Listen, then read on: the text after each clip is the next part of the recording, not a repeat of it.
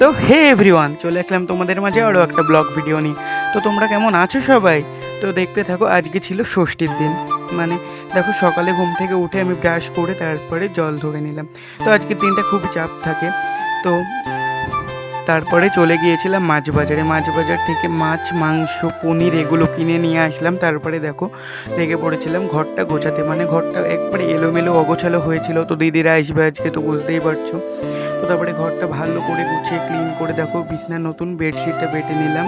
তো তারপরে এভাবেই ষষ্ঠীর দিনটা কাটছিল। তো দেখো তারপরে ভালো করে সব গুছিয়ে নিলাম ঘর দৌড়গুলো।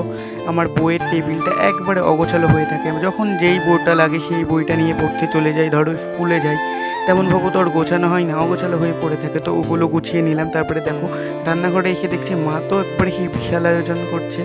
দেখো শাক, মাছ, মটর পনির, চিকেন, তারপরে আরও অন্যান্য অনেক পদের রান্না বান্না করছে মা। তো দেখো তারপরে এগুলো আমি অল্প অল্প করে ক্লিপ নিয়ে রেখেছিলাম, তো পরে তাই একটু দেরি হলো তোমাদের মাঝে ব্লগটা শেয়ার করতে। তো মায়ের হাতের রান্নার তো কোনো বিকল্পই নেই, মানে অসাধারণ। তারপরে দেখো পুচকোটা চলে এসেছে, মানে আমার দিদিরা। তো দেখো এটা হলো আমার ভাগ্নে, পুচকো ভাগ্নে। ও খুবই দুষ্টু, একদম কারো কথা শোনে না, খুবই বদমেশি করে। তো দেখো তারপরে দিদিদের দিয়ে দিলাম মাজা, কালাকাদ এগুলো। তারপরে ষষ্ঠী স্পেশাল দই চিড়ি তো থাকবে এগুলো, তো ষষ্ঠীর মাস্ট একটা খাবার। তো তারপরে চলে গিয়েছিলাম একটু বাজারে দই মিষ্টিগুলো নিয়ে আসতে। তো ওগুলো তো আগে সকালে নিয়ে আসা হয়নি, একটু আগেই নিয়ে আসলাম। তারপরে মা চলে গিয়েছিল আমাদের এখানে, মানে যেখানে ষষ্ঠী পুজো হয় ওইখানটায় ষষ্ঠী পুজো করতে। তো তারপরে মা ওখানটা থেকে দুপুরবেলায় বাড়িতে চলে আসলো।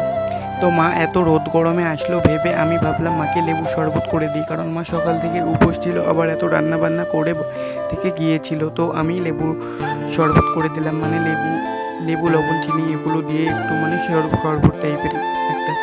তো তারপরে এটা আমি মাকে করে দিলাম। তারপরে মা ওখান থেকে প্রসাদ নিয়ে এসেছিলো, তো খেয়ে নিলাম। তারপরে দেখো তো মা জামাইবাবুর জন্য কি রেডি করেছিল, লুচি, আলুর তরকারি, বেগুন ভাজা, মিষ্টি। তো এই প্লেটটা বেসিক্যালি আমার। তারপরে দেখো পুচকু কি দুষ্টুমি করে বেড়াচ্ছিল। তো তারপরে এই করতে করতে দুপুরের লাঞ্চটা রেডি করে ফেললাম। তো দেখো ছিল সাদা ভাত, লেবু, শাক, পাঁপড় ভাজা, মটর পনির, শস্য বাটা, চিকেন, ডাল, দই, মিষ্টি, চাটনি। তো এইগুলোই ছিল। তারপরে দেখো ওগুলো জামাইবাবুকে দিয়ে এসে তারপরে আমরাও খেতে বসে পড়লাম একে একে। তো প্রথমে আমি শাক দিয়ে খেলাম, তারপরে মটর পনির দিয়ে। মটর পনিরটা বেশ ভালো হয়েছিল। আজকে খাবারগুলো একটু ঝাল কম হয়েছিল, কারণ আমার দিদিরা তেমন একটা ঝাল খেতে পছন্দ করে না বা খায় না।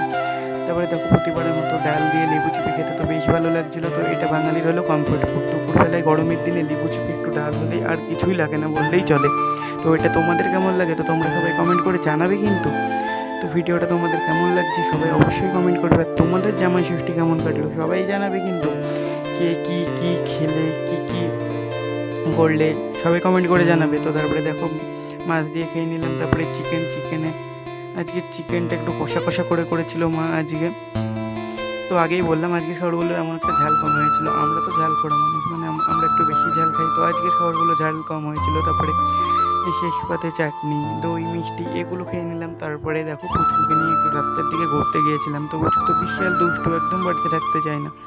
তো তার জন্য রাস্তার দিকে নিয়ে গিয়েছিলাম। তো দেখো তারপরে সন্ধ্যা হয়ে গেল। তো দিদিরা এখন বাড়ি চলে যাচ্ছে। তো আজকে থাকলো না, ওরা আজকেই চলে গেল।